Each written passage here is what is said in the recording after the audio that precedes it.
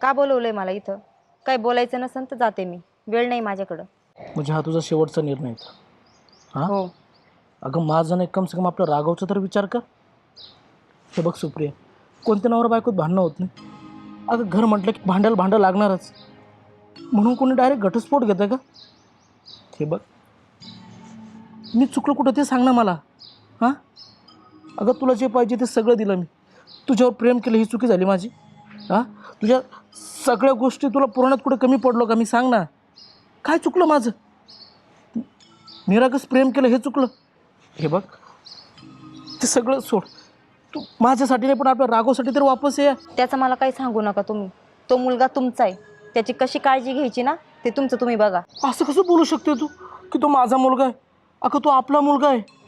तुझ्यासाठी किती स्वप्न बघितले होते की आपण आपल्या मुलाला डॉक्टर बनवू, पण आज डायरेक्ट म्हणते की तुमचा मुलगा आहे. अगं आपला राघव ना सारखं मम्मी मम्मी करतो. अगं रात्री अचानक उठतो, अरे मला मम्मीकडे जायचं असं म्हणतो. कधी कधी मला पण असं वाटतं की तू किचनमध्ये असं. सगळ्या घरात मला तुझा भास होतो. हे बघ, भांडणं झाले म्हणून डायरेक्ट कोणी घटस्फोट नाही घेत. हे बघा, तुम्ही मला बाकीचं काही बोलू नका आणि ते पाच तर अजिबात काढू नका. प्रेझेंटमध्ये आपलं काय नातं आहे ना ते बघा तुम्ही.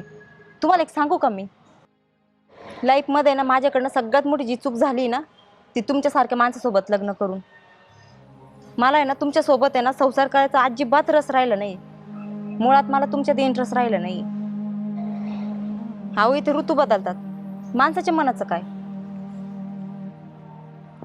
अगं आपण नवरा बायको आहेत. नवरा बायकोचं नातं आहे ना, हे एकमेव असं नातं आहे की ते शेवटपर्यंत सोबत असतं. प्लीज यार, असं अर्ध्यावर सोडू नको जाऊ मला.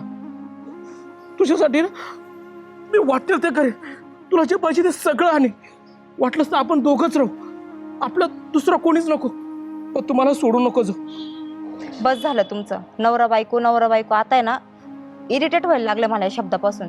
आणि हे मंगळसूत्र आहे ना जड व्हायला लागलंय. त्याच्यामुळे ना मला हे मागचं पुढचं काही सांगू नका तुम्ही. आणि मुलाचं तर अजिबातच बोलू नका. ते काय करायचं तुमचं तुम्ही बघून घ्या. मला घटस्फोट पाहिजे.